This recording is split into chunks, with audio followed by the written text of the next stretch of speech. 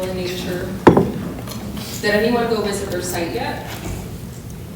No? I encourage you guys to go do it this weekend. All of them are pretty accessible.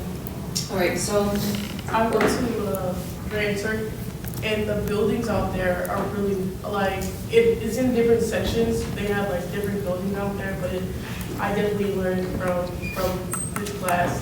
oh, very cool. That's in the Caribbean? Yeah. Okay, Yeah. so they have a lot of slopes and ways to Yeah. capture rainwater. Right. Very cool. All right, so this unit is going to focus on Las Vegas. It's a history that's usually not really told, which is interesting because we're located in Vegas. And you guys are design students, and for the most part, all of your studios are going to give you sites located here in the city. And so when I went through school, what would happen is we'd learn about all these European monuments, right, 201. Then analysis was basically the same thing, analyzing European monuments. And then by the time I got to third, fourth, and then master's, all of our projects were based here, but I honestly had to do a lot of research to actually do the site study. And so it oftentimes felt very empty and surface level. And then every single time we'd have to look for precedents. It was just looking up cool desert buildings in the USA, picking two of them and saying, these are my precedents, but I didn't actually know how to properly interpret the building or even properly interpret the history of the site to make a building that's truly responsive. So today, we're gonna get started on the creation of Las Vegas, starting from prehistoric times up until the 1940s and 50s. On Thursday, we're gonna start looking at the Strip.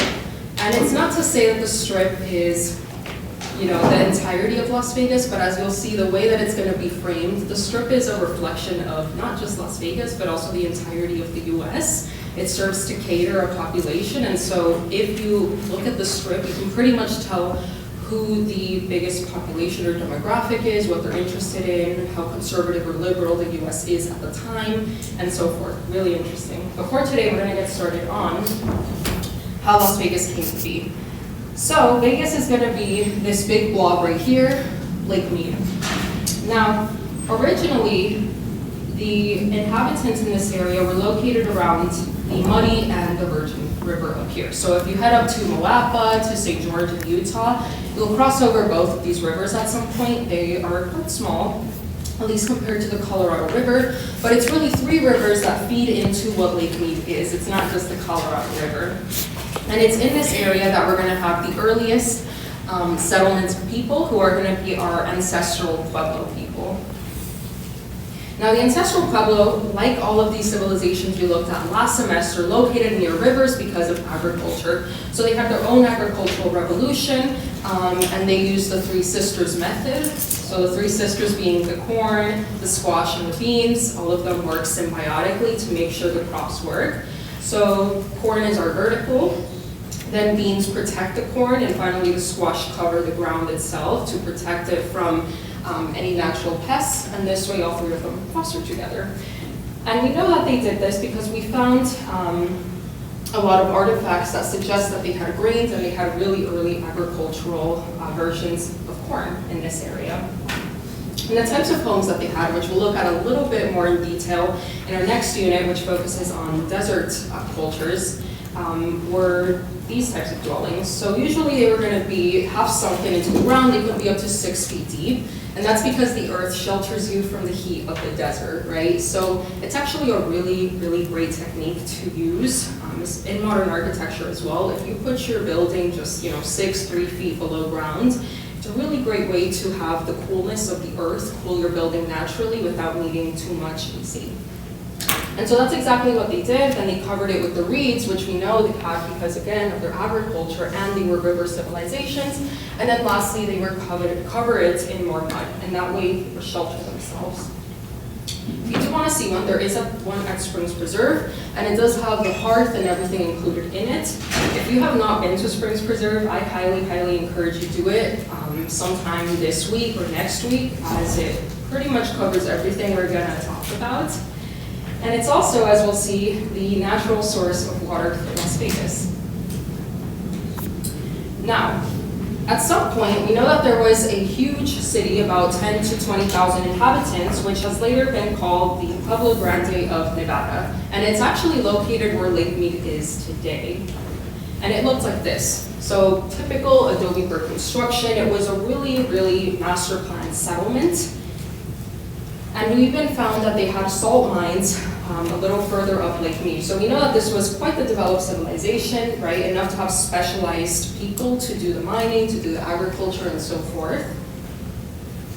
Now, when Lake Mead was beginning to fill up, because remember, it is artificial, it is not a real lake, so when the dam was formed, then the water began to rise and form the lake, it actually became submerged in water. So there is a whole underwater city in Lake Mead, and it is said that the archaeologists kept working on it to get as much information as they could up until the water hit their knees. At that point, it really wasn't worth it anymore, and they had to retreat. So everything we know about it is because of archaeologists from the 1920s.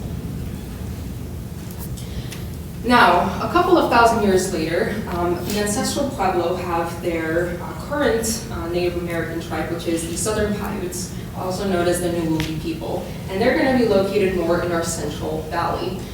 Now, if you've never looked at Las Vegas's map, at least not from a satellite perspective, you would have noticed that there is this really faint blue line that begins at Springs Preserve. You can vaguely follow it underneath the freeway. It emerges once more over here, and then it ends around where the Mormon Fort is. And that's our original Las Vegas River, or Las Vegas Creek. The reason we don't really see it is because it's mostly underground today. So I'll show you guys where you can get a really small peek of it. Here's the spaghetti bowl. So if you're looking at the spaghetti bowl, there's this big opening down here. That is where the Las Vegas Creek runs through today. So we do still have a prominent water source moving underneath our city. It does run through the periphery of the freeway here. We do see it pop up once more here, where it does split into two branches. Northern branch will lead to Keel Ranch, which we'll talk about shortly, and then the southern one is going to eventually lead to this area where we see it pop up once more. And if you trace that line this way, it leads us to the Mormon Fort. So Las Vegas is really the history of water. And if you know how to really track all of the little urban clues, you can still see that the river runs underneath our city. Now for the Nuwuvi people, they were actually nomadic. So they would move between the Spring Mountains or Mount Charleston and then the Springs Preserve area. And they did believe that their origins as a people was Mount Charleston. So this to them was their version of heaven. And that's why it's so important to respect the Spring Mountain ecosystem, because when you think about it as someone's version of heaven and a really nice spot of greenery in southern Nevada, it's important to preserve those mountains. And so every year, in the winter, they would come down to the warmer parts where Springs Preserve is today, where the water would bubble up naturally. And then in the summer, once it became too hot, they would migrate back into the Spring Mountains where it was a lot cooler. And so because of this, the type of housing that they had wasn't really as permanent as their ancestors was. And instead, they have more above ground type of construction, because digging up all that dirt to have the pits is a lot of work. So they had what we call wickiups, also made with river reeds, so we know that they were similarly a civilization based around the water. There are also some of these at the Springs Preserve, so you get to see both types. And then once it got a little colder in the winter, all they would do is they would take animal hides and they would put it over the wickiups. So now that you have that, you would basically protect yourself from the elements. Now, eventually this does become Spanish territory, and at this point the Spanish are trying to find a route between Santa Fe and then LA, right? Because they want to colonize this entire area, they do need to populate it, and they need to get goods from one place to the other. Most of this is going to be very, very, very heavily deserted, very hot, so they don't necessarily want to cross through there, but all of this is desert. So eventually they just kind of decide we're going to move through this area more or less. This is what we call the Old Spanish Trail. It's not just one singular route, it is multiple ones, and all together form the system called the Spanish Trail.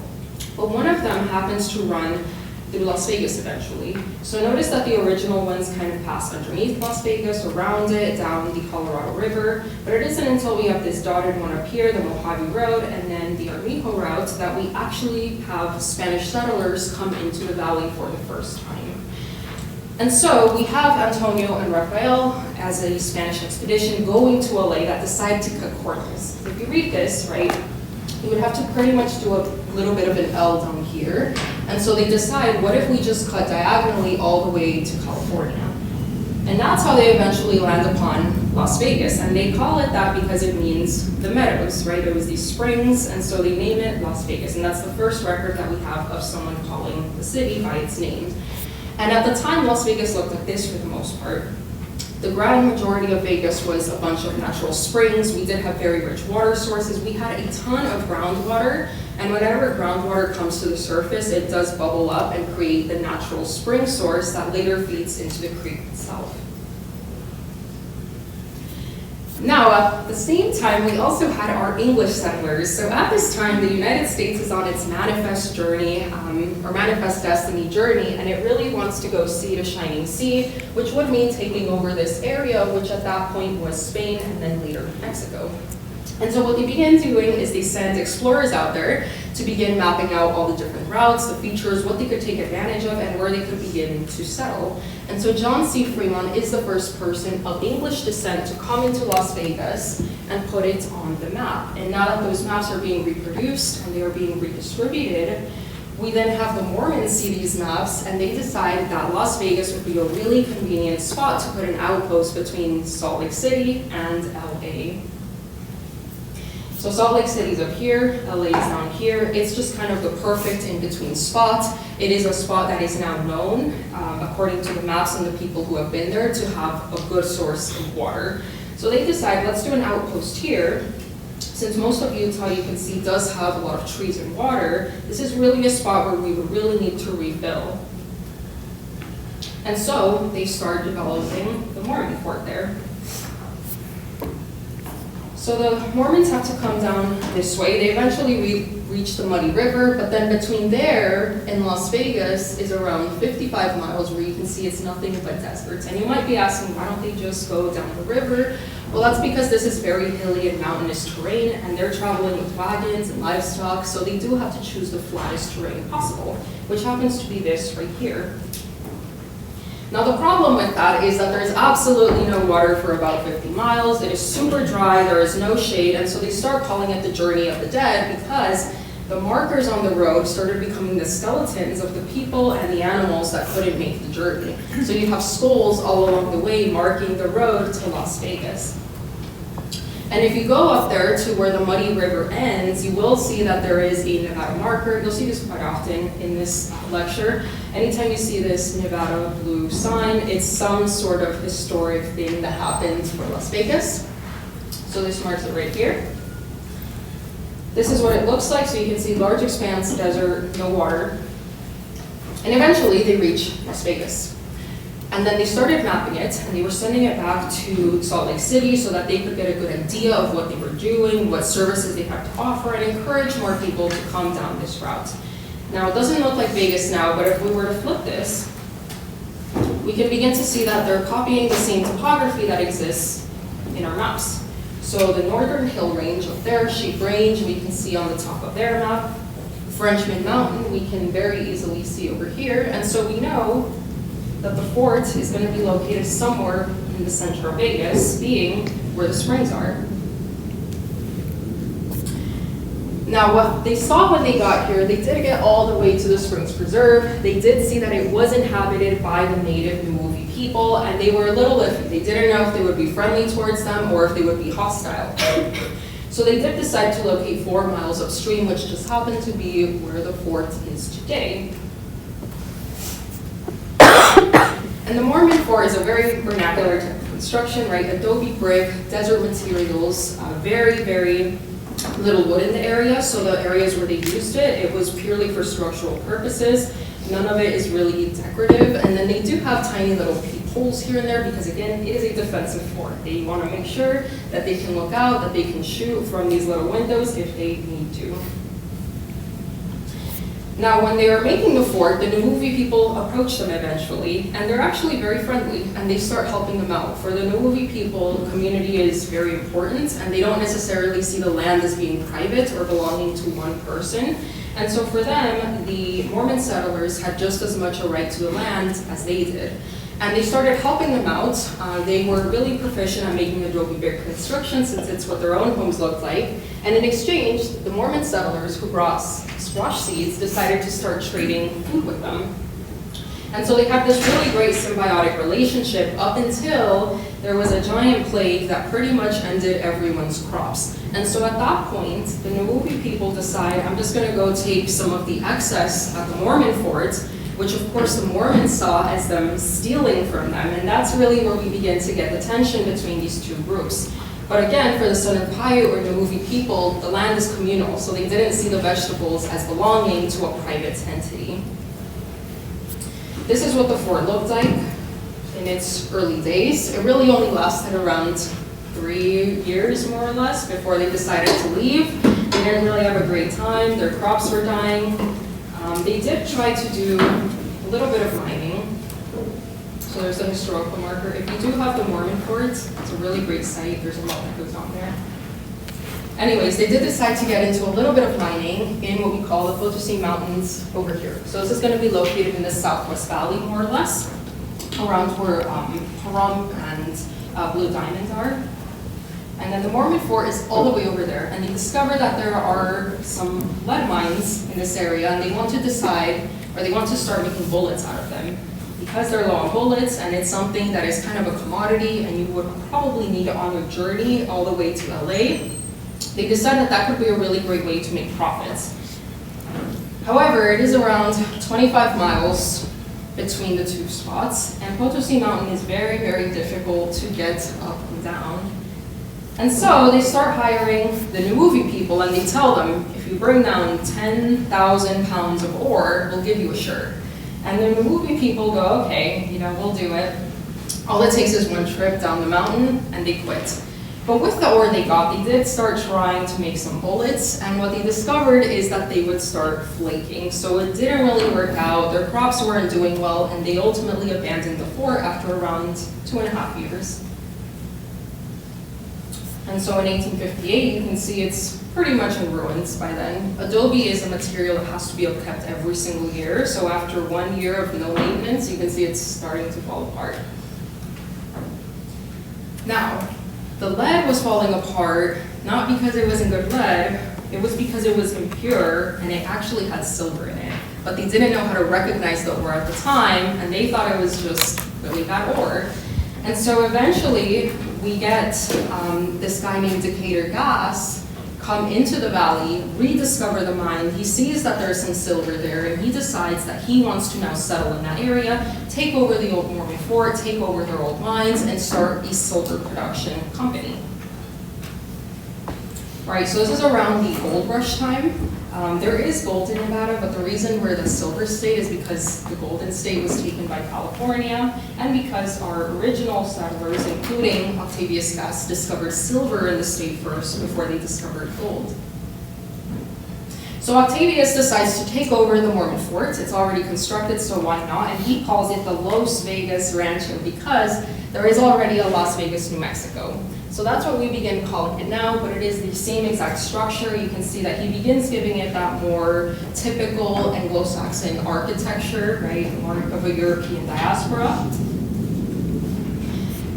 And then this is what it looked like at its height. Now this is the first recorded painting of Las Vegas history, and we know exactly what angle it's at because that's Frenchman Mountain back there, right? And so this is where the fort is today. And that's where his ranch was at the time. You can see how he painted it white. He began to fully enclose the rest of it, and then he did have, a couple more developments. This is the creek running through it, and you can see he has his agricultural fields located right around the water. Now at the same time, he does have a friend named Keel, or Kyle. We're not really sure yet because he actually didn't know how to spell. So Conrad Keel, if you remember, there was those two branches of the Las Vegas Creek. One of them led to the Mormon fort, another one went up north, and that was into Keel Ranch. So if you select that site, it's going to be a little bit further north. But Conrad Keel is the guy that decides to make a lumber company up in Mount Charleston. He creates his own ranch, and because it's a little bit further away, it also becomes the spot kind of like for outlaws, right? They're not going to go to the respectable Las Vegas Rancho. They're probably going to go to Keel Ranch. Now, Conrad Keel, or Kyle, was kind of illiterate, so he didn't really know how to write, which I'll show you a note in a second. And so we're not really sure if it's Kyle Ranch, hence Kyle Canyon in the Spring Mountains, or Keel. But usually the consensus is the ranch is Keel Ranch, and then the canyon is Kyle Canyon Road. And his house, like Octavius's, does also begin to take on a more European look to it, but still with the vernacular materials. And he does have his own private spring in that area. That is where the Las Vegas Creek also pops its head up. There he is. And keep him in mind, because he'll come back into the story. Now, Octavius, at this point, we can see, is incorporated into what was Arizona. So by this point, the US has taken over most of the American Southwest, but they're still trying to formulate the states more or less. So Las Vegas is going to land in this triangular little county that was at the time Arizona, and Octavius, he kind of sits on the board of the county, so he's kind of a big guy, even if there's no one else in the county besides him. And so he pays very little taxes over to the state of Arizona. And this is 1864. Does anyone know when Nevada was formed? Battleborn, Nevada, year 18. You guys don't know when your state was formed? 1864. So it is in the same year that Nevada is beginning to formulate as a state, and they're going back and forth, especially on this southern county, which is going to soon be called Clark County.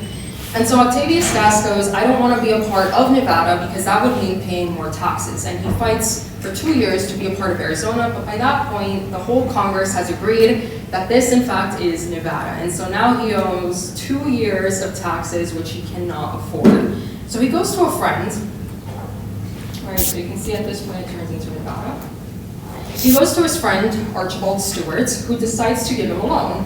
And Octavius says, if I cannot pay you the loan back, I will give you the Las Vegas Rancho as collateral. And because he could not pay it back, Archibald Stewart and his family now become the owners of the Las Vegas Rancho, aka the old Mormon fort. They move in and they call it now the Stewart Ranch. So this is the third name we've given it, which is why I say if you have this site, you have a lot of different time periods to look at. Now the Keel brothers up north start to become enemies with the Stewarts because the Stewarts have employees and they start offering them more money to leave.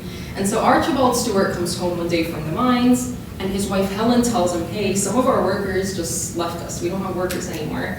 So he goes up to Keel Ranch, he tries to strike a deal with the brothers, and mysteriously, he's shot. And Conrad Keel writes to Mrs. Stewart, Miss Sturd, send a team and take Mr. Sturd away, he is dead, see Keel. So again, he doesn't know how to spell, so he just kind of sounds it out, and Stewart kind of sounds like stirred, especially in the old, Western accent, and he sends that to Helen. So now, Helen Archibald, the wife, is in her, ranch all by herself. She's pregnant, she has a bunch of little kids, and in her journal, she writes that as she's pregnant, very heavily pregnant, she gets on a horse, she goes all the way to Keel Ranch, and she finds her husband's body covered by a blanket. Keel's like, here's your husband. She mounts him by herself onto the horse, brings him back, digs a grave by herself, gives him the proper burial, and thereafter she takes over the ranch. And so now the Stewart Ranch is led by Helen Stewart, who is often called the First Lady of Las Vegas, because Archibald was really only there for like a year, 2 years. She was here for around 50 to 60 years, and she helped get the original city of Las Vegas started. So she's kind of our First Lady. She develops the ranch over the years, right? You can see that the home, the ranch itself, the fort itself is beginning to change. It no longer really looks like a Mormon fort. They begin having bigger openings, bigger windows, which means that there's a little bit more security in the area. She does get along really well with the native people. She brings on a couple of them to help her on the crops because, again, they're very proficient at growing the Three Sisters method. This is her with her 5 kids. It's 5 kids. And there they are at the spring. Now eventually, Helen begins to hear rumors that there could be a railroad coming to Las Vegas. And this is what the Union Pacific looks like in 1895. So notice that LA would be somewhere down here, Salt Lake is somewhere up there, and you almost want to naturally make that connection right here. So it ends at Pioche, which is a small mining town. And so naturally, you would think there's a good water source here, which is what trains need at the time in order to cool their steam engines. And there's also a ranch which could provide food for you. And so she begins trying to collect as much land as she can in hopes that the railroad will one day come to Las Vegas. Once she has amassed enough land, she gets the attention of a Montana senator, Senator Clark, who is the person who our county is named after. So Clark County, Senator Clark. Senator Clark buys all of this land off of her. She really just keeps her own ranch. And then, in order to make sure that the native people would be given a good slice of land, because she knew Clark wasn't going to do that for them, she does give them this piece of land over here, which to date belongs to the Paiute people. So if you go up Main Street, right north of Washington, this whole triangle is a Paiute community still. And then she keeps the store ranch, and she sells the entirety of all this land that she's been amassing over the 50 years that she's been the single, leader of the store ranch, and sells it to Clark. And she was right, and so was Clark. Clark decides to begin lobbying. He brings over the railroad, and so now Las Vegas becomes a popular railroad town. There he is, bringing in the railroad. Senator Clark was also known to bribe. His famous saying was, I never bribed a man who didn't allow himself to be bribed, or something like that. So we know that the railroad wasn't exactly a clean business, but it got us here. Now at this point, with all the land he's acquired, he has promised we are going to have a nice little town in order to again provide the water and provide the sustenance for the train, and he begins proposing the Las Vegas town site. So they propose it as a small little grid. So if you've been up on Fremont, that's sort of the center of it. And it's held as an auction, right? There's no development here whatsoever. And so people start coming, they hear about this really cheap land, they think they can make it really big, given that the railroad's gonna be there giving them constant business. They come to Las Vegas, and over the course of 2 days, all the land is purchased and Las Vegas is formed. So the city was really formed in 2 days, which I think goes to show the nature of Las Vegas has always been to be a very quick-paced city. Everything is auctioned, down to the actual auction stands and the wood. Because again, if you wanted wood, you had to go up to Mount Charleston. No one wanted to be doing that, so someone did buy the wood off of this to start making their dwellings in the new town of Las Vegas. And there's a couple more pictures of the auction. It was very hot, it was May, and notice that they're wearing 19th century garb, so they did have to take off their coats at some point. They started loosening their ties. Bad time to be doing an auction, but it worked. Now this is what the original city map of Las Vegas looks like. And now that we've gone through our urban realm and we know how to read streets more or less, where do you guys think that the central street on here is located? Where is the main avenue, and what clues tell you that? Yes? The street where that has little, shops on the side. Yes. Facing the street. Yes, so that's Fremont Street, named after John C. Fremont, the first English explorer. And if you notice, yes, the parcels are turned towards the street itself, so we are establishing this as our main road. And that's why today, if you go onto Fremont Street, the casinos face onto there, and if you go anywhere else in the downtown, the buildings face to the streets going the other direction, the numbered streets. Down here is 5th Street, which we will see eventually becomes Las Vegas Boulevard. So it wasn't really Las Vegas Boulevard for a while, and it also never ran through the center of the historic downtown. At the end of Fremont Street up here is going to be our train station, and the rail will run through there. And so this is the original grid placed on today's city. Where the plaza is where the railroad station originally was, and then Fremont Street, you can see it's covered with its tunnel, is going to be that original road. And there's our first train station in the Spanish style.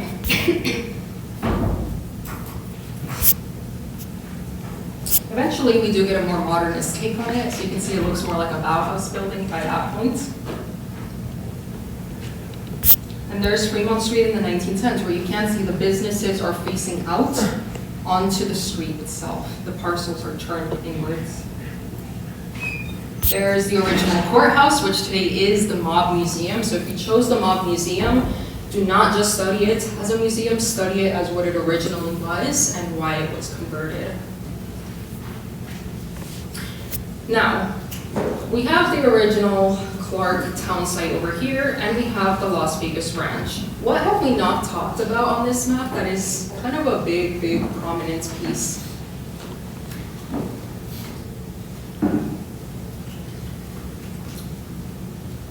Strip. We haven't talked about the Strip yet, but we'll get there next class. But we haven't talked about this up here. This is not part of Clarkstown at all. This is the original West Side, which was called at some point Ragtown. So the original town was laid out by this guy named J.T. McWilliams. And McWilliams, like Helen, had heard that perhaps there would be a railroad coming to town. And so he decided to get ahead of it, to start laying out a bunch of streets, and he called it McWilliamstown. But because all of the construction was very temporary, you can see most of it is just tents and tarps, they started calling it Ragtown. The first state bank was actually in this area. But when they heard about the auction going out at Clarkstown, and they saw that the railroad station would be right there, it would be neatly laid out, there would actually be law and order out there, many of the people that were waiting for the town to come to Ragtown decided to relocate. They went to the auction, they got their piece of land, and now they were a part of the original Las Vegas Clarktown, including the bank. The bank itself, this little wooden building you see here, lifted itself up because at this point we didn't have concrete foundations, it was just wooded floor joists. They picked up the whole thing and they rolled it all the way to Clarktown and placed it. So now we have our first building, the bank. And so Ragtown becomes abandoned, it becomes forgotten, and because Clark does own the water rights, so this is the bank, they got a couple of upgrades after a couple of years. Because Clark not only buys the land, but also the water rights to all of Las Vegas, when he runs his water pipe, which you can see is right where Springs Preserve is, into the city, he conveniently forgets about the west side. And he wants to pretty much kill the west side development to make his town the only one that matters. But we know that that didn't really work because eventually they start using the west side as a place to send everyone that they don't want in Clarktown to go live. Now down here, this line we see is the railroad itself. Notice the way it cuts through the west side. So we do see, that's Clarkstown, the railroad, this is west side. It does cut through the corner here, and eventually, we also get the interstates begin to be proposed through the same area. And so today, it's bisected on its little corner by the railroad, and then on this huge corner over here by the actual freeway system.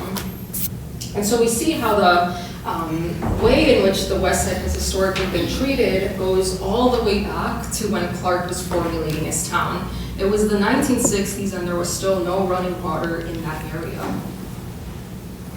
And again, because they wanted to keep the town as a clean, respectable reputation or whatever, they would send anyone that they didn't like, including the natives, including the Chinese railroad workers, including African Americans who came to the site in hopes that they would have a new job there. They would tell them go live on the other side of the tracks, which happened to be the historic west side. Now another little story develops, and we have the birth of North Las Vegas, which is really a very short story. So we get this guy, Tom Williams. He hears about Las Vegas, and he thinks it's this cowboy country with a lot of expansive land. He gets to the town, and as small as it was, he still thinks it's too big. So he decides to locate a little bit further north of the actual Mormon fort, where Jerry's Nugget is today, and that's where he settles himself. And what he says is that this is a place of no laws, no order, we're gonna do whatever we want out here. Very, very libertarian guy. So anyone that doesn't want to follow the rules in Clarktown is pretty much kicked out to North Las Vegas. And that's where that entity begins over here. So at this point, we've talked about 3 of the powerful entities in our community. This is what Las Vegas begins to look like by the 1940s. You can see the modernist train station. Fremont Street reads very, very clearly.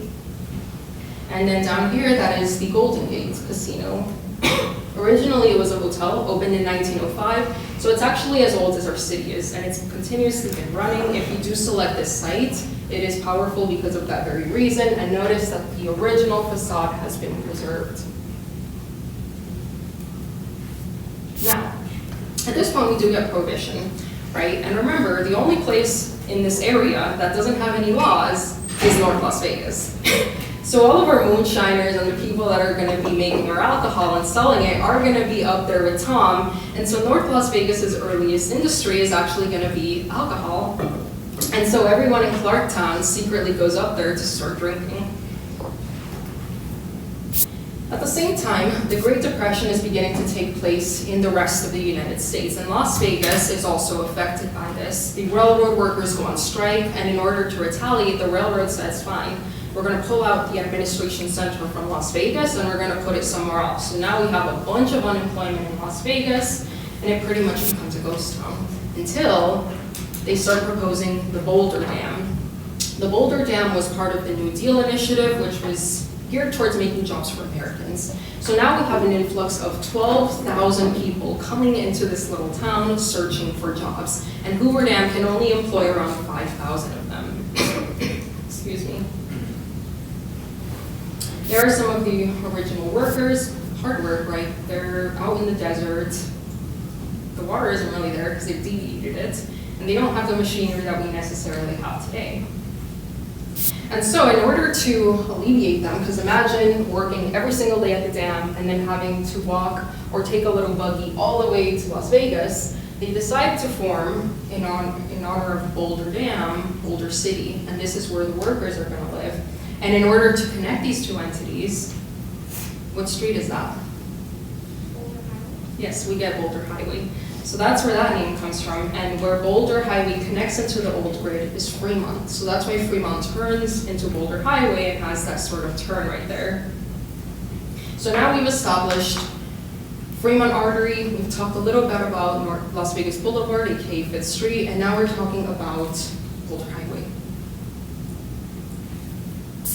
Boulder Highway's original settlement looks like this, right? So they start establishing little schools so that they can bring their families over and not just make it a town full of men, which we know isn't going to be a very well-respected site because they would have lots of brothels and lots of drinking, and they didn't really want that image for a New Deal construction. We do also have other types of workers. So we have the pirate workers, and they weren't allowed to live in Boulder City because this was a place for the white workers to live in. And we also have our African American workers who are given a very specific task. So the Hoover Dam construction is 100% just concrete. And in order to make concrete, you do need a couple of things. So you need your aggregate, which is usually going to be gravel. You need sand, water, your Portland cement, and then of course air in order to cure it. The hardest thing to attain is going to be your gravel or your crushed stone because you do have to crush it by hand so that it is a nice, consistent size. And so what they do is, at first, they don't want to hire anyone that isn't white because they're thinking white Americans are first in the New Deal to rehire people. But after a couple of people in Las Vegas protest, a couple of early assemblymen, they eventually decide to let in other people at really small quantities, and they give them the worst jobs on the site. So our African American workers are the ones that are crushing the gravel in the Arizona gravel pits. And that's the hottest part of the desert because it's a very low point. It is not around any water source, but they're the ones providing the aggregate for our early construction. Now eventually the dam does get completed and Hoover Dam begins to create Lake Mead. So Lake Mead once again is artificial, it begins to rise. You can see it's covering anything that would have been in its site, including that historic city I told you about. So at this point, the archaeologists are having to move out of the site. And Las Vegas sees an opportunity. Remember, we had 12,000 people come, but only 5,000 of them had jobs. So the other 7,000 try to make money elsewhere, and they start opening the earliest versions of hotels, little gambling shops, saloons. Las Vegas rebrands itself again, reinventing itself to the gateway of Boulder Dam. And this is really our first tourist industry. This is Fremont Street, where you can see the sign in its earliest version begins to be plastered everywhere you see, and to this day it continues to be true.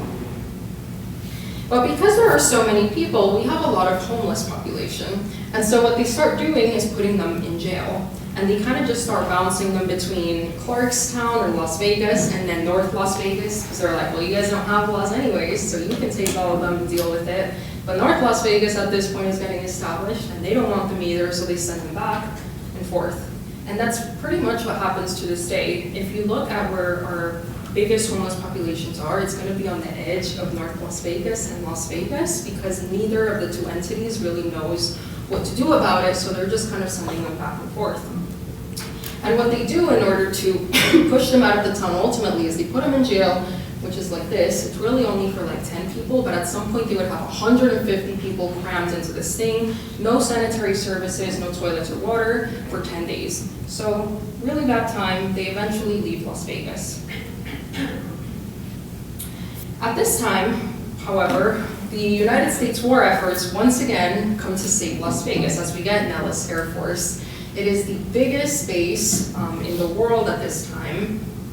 It has housing, it has all of the military equipment, it has a production area, so it's really well equipped. It's out in the open, there really isn't anything else there, so they can take as much land as they wish. Located up here, it is the entirety of this site, and so what we see now is this happen. That's Las Vegas Boulevard. Remember that it's the end of Clarkstown, 5th Street. Then North Las Vegas says, I want to get, a little piece of that, so it runs through North Las Vegas, where Jerry's Nugget is, and then it begins to deviate up north and leads all the way to the Nellis Air Force Base. So you can see that the street, kind of like what we saw in Rome, or what we saw in Regent Street in London, is being pushed and pulled by existing developments.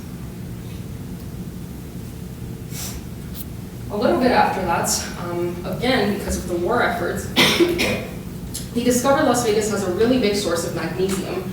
So they start creating another base down here. This is going to become a place for people to also get jobs, to employ the people that are just kind of hanging around Las Vegas waiting for something to happen.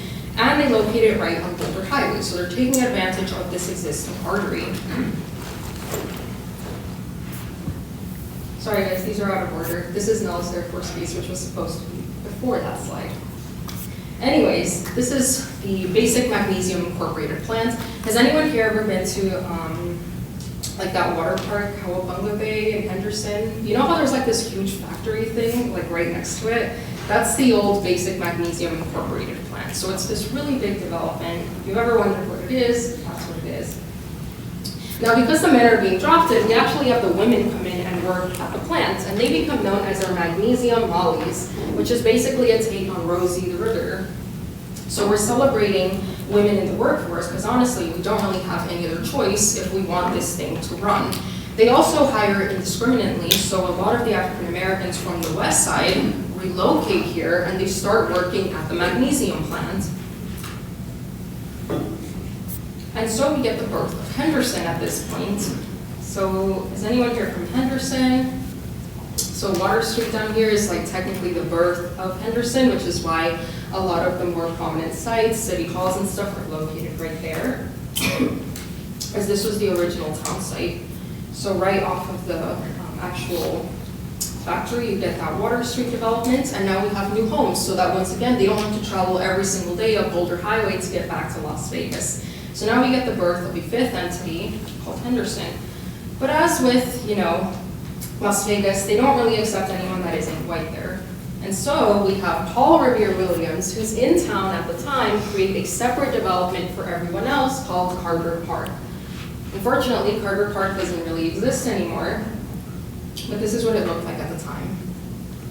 And it would be located up there. Once again, notice that we are using Boulder Highway or a linear artery as the division between neighborhoods. Today, it's pretty much just a suburban development. There's like a little bar down here. That's the only building left from this time. So for a long time, we actually didn't know that there was a whole Paul Revere development out here because it was being bulldozed little by little. People didn't really care too much for it. Now, once the magnesium was mined, or they mined as much as the US needed in order to fund the war, they pretty much repurposed it to become a chemical factory, which is what it is today. And so the people who lived in this area, Henderson was big enough to sustain itself and begin growing, but Carver Park was never really accepted in the first place, and their community was ultimately going to be located more towards the west side.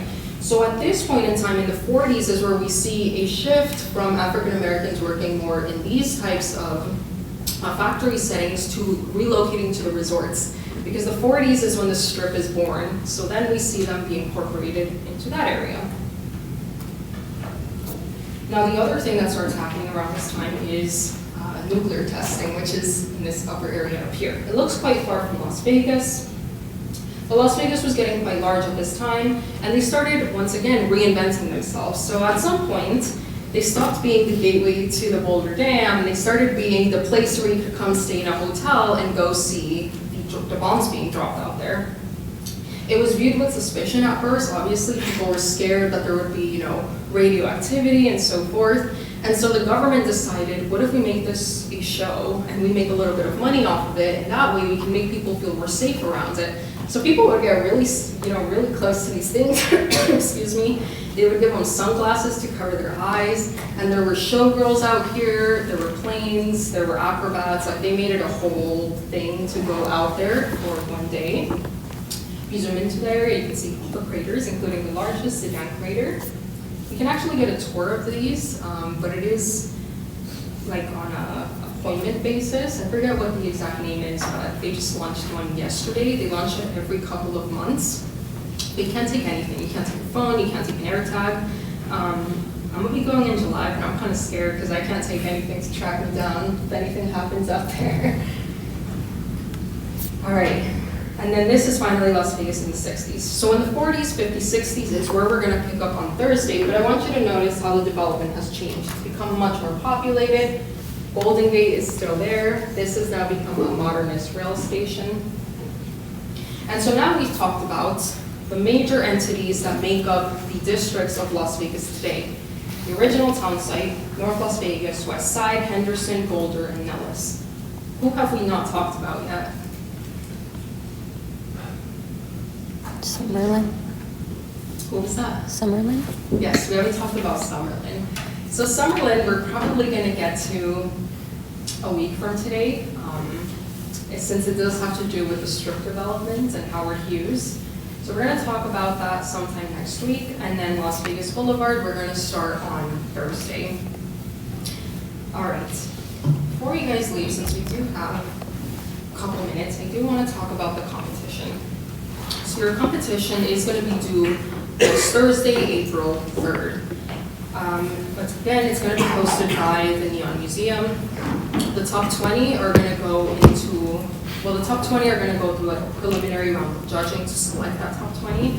Then those 20 are going to go out to the Neon Museum, where I've collected a jury. So we're going to have the director of the Neon Museum, we're going to have local casino historian, Professor David Schwartz. We're going to have Jeff Roberts from School of Architecture, who is the designer of the Springs Preserve. So if you chose that, make sure you do a good job. And then we also have, who else? John Spare, one of the most prominent architects in the hospitality industry in the city. So the 5 of them are going to be judging all of those top 20 collages and selecting the top 10. The top 10 will then be displayed at Duck Duck Shed, which you all are required to attend at least one session. So let me find,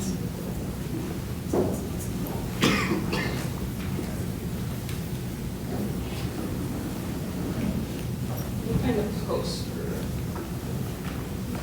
There we go. So this is what it's going to look like.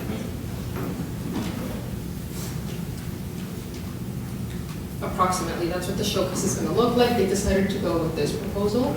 So it's going to be 5 on one side and then 5 on the other side.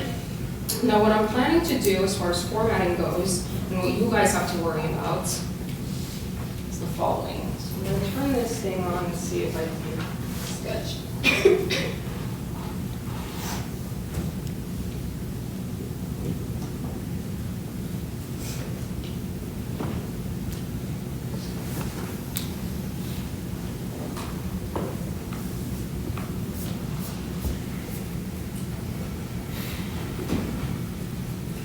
right, so they did like the square format, so we are gonna be going with a 24 by 24, and I'm telling you this because I have not made the document yet, but I don't want you to have no guidelines. It's gonna be 24 by 24, 2 feet by 2 feet. The bottom 6 inches are gonna be for the logo, Duck Duck Shed, and UNLV, and then your manifestos are gonna be right here. For this one, you do not have to do any lettering, you just have to submit a typed copy of the manifesto because all they really want is the collage. So we're gonna print all of this on the poster board, and then your collage is gonna be assembled with glue dots into this area. So you basically have a 24 by 18 inch canvas to fill up with your actual collage. Now, for the collage, it does not have to be a rectangle, okay? If you want it to be, that's fine. But what they wanted to see was more like the collage is this over here, right? That's what your canvas looks like. And because you're gonna be bringing it in to turn it into this class, let me get a good example. This is cool. All right.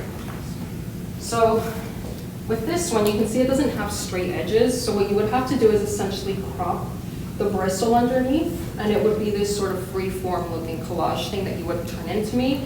And your name would go on the back because all it would be is this. This is all your submission is going to be. Your name, the name of your project, and your manifesto is going to be typed and submitted separately, online only. And the reason for that is I don't want you to have to worry about messing up your actual lettering and having to start all over. And they also wanted it to look a little bit more professional and consistent. There are a lot of older folk that tend to go to conventions, so they don't want them struggling to read, really tiny lettering or stylized lettering. Not everyone can read architectural lettering as well.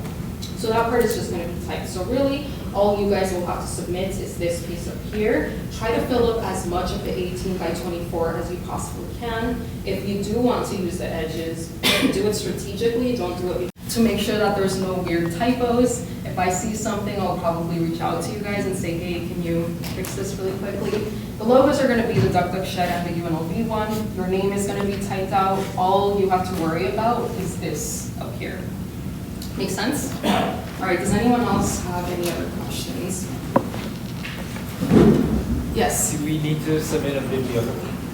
You do need to submit a bibliography.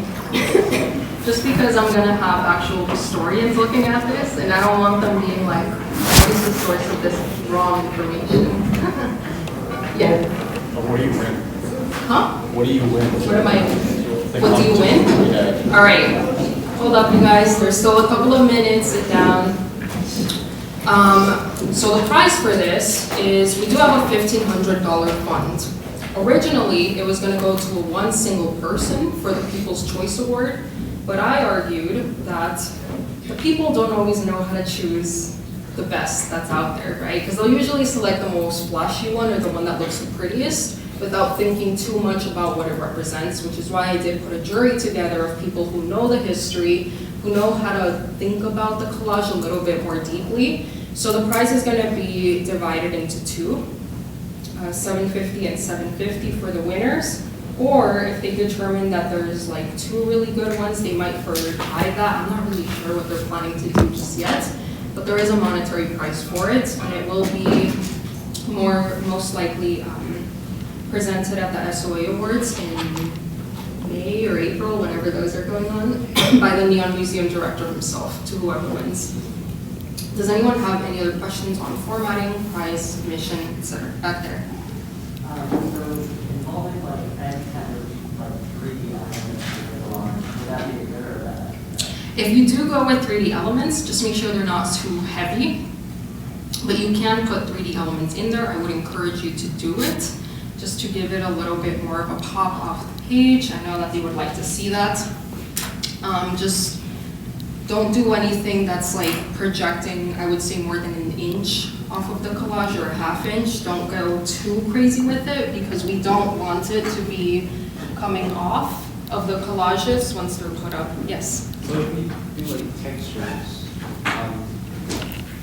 is it gonna be like reflected on the posters because like, you guys Yes. scan them or?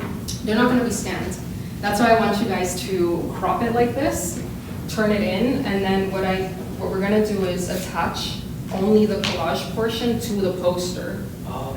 So the poster is just gonna be blank on this top portion, and that's where we're just gonna put your collage onto, the original 3D collage, so that everyone can see it. We had discussed scanning them originally, but I was opposed to it because the scans don't do them justice, to be honest. And I also, again, didn't want you to have to worry about the bottom portion. So I think this is a good middle ground that will save you guys some time. As far as lettering goes, you only have to worry about the content of your manifesto. And while we're on those, I did put a little guide to it on collage 2 and 3, but essentially you don't want to put any boring facts on there. Don't say the Mormon fort started in 1853, it was inhabited. That doesn't really interest the reader. You want to say something more dynamic, like the Mormon fort is an example of Las Vegas reinventing itself. Originally this, it then turned into this, and today it stands as a testament to our city's rapidly changing blah, blah, blah. Something like that, right? So that people can read that. They're not necessarily getting any physical facts about it, and then you can connect it to your collage and go, I see what they're talking about. I can make the connection and have a deeper reading than just going, oh look, it's the Mormon fort, and that's the Las Vegas Rancho, and that's it. I do want you guys to dive into the topics, as I said in the actual assignment, of water preservation, historic preservation, light pollution, because there's lots of things that a lot of these do that are not necessarily sustainable practices.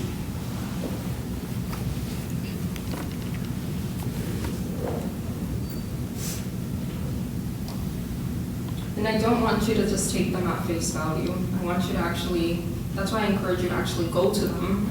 Some of them don't look great in photographs, some of them actually are in great buildings, but you want to go to them and experience it and do your research so that you can do justice to these monuments. Don't create a, basic collage that's just images that you find online where you don't really do a lot of research or care about the project. So select something that you know you can go to, that you're actually interested in, that you're going to take the time to look at, and analyze it through some of these lenses. How is that an example of urban sprawl? Or how is it contributing to light pollution? How does it exemplify water conservation, historic preservation? If your building no longer exists, you can talk about historic preservation and why it should have been preserved. And if it still exists today, like the Mob Museum, you can make a positive commentary on how the original courthouse was kept in order to make it into something new. The creation of culture, right? So if you selected a casino, you could talk about that, but you can also talk about light pollution, the fact that they don't conserve their water, historical destruction, demolitions, implosions, which we will talk about probably next Tuesday. Implosions are a big part of Las Vegas culture, and a lot of the buildings like the Moulin Rouge have experienced them or are on the road to experience them. Tropicana is an option. It was our most recent implosion, so I would expect to see something relating to that. And then finally, racial tensions, which are, as you see, very prominent in Las Vegas. It was called the Mississippi of the West for a reason, because it's a town that was all about hospitality and catering to tourists. They were really, really racist back in the day, and they said, we don't want to have anyone that isn't desirable to look at on the front of the casino. So most of the front of house workers they had were white, and the back of house workers were everyone else that they didn't want the visitors to be looking at. So all of those things, I would expect to see at least one, maybe two of them in the commentary of how you put your collage together, so that it's not just a bunch of pictures of the building that mean nothing, but they're buildings that tell a story about one of these issues, right? Has anyone started doing some preliminary research or want to discuss anything, have any questions?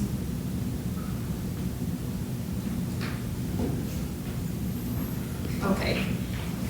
All right, so when we get back on Thursday, excuse me, we'll start talking about the strip a little bit more. We'll get into some of those properties, but in the meantime, start looking at your sites, start doing your research. It is due next Thursday, and I'm still putting together when the jury is going to be, because everyone's giving me all these crazy dates.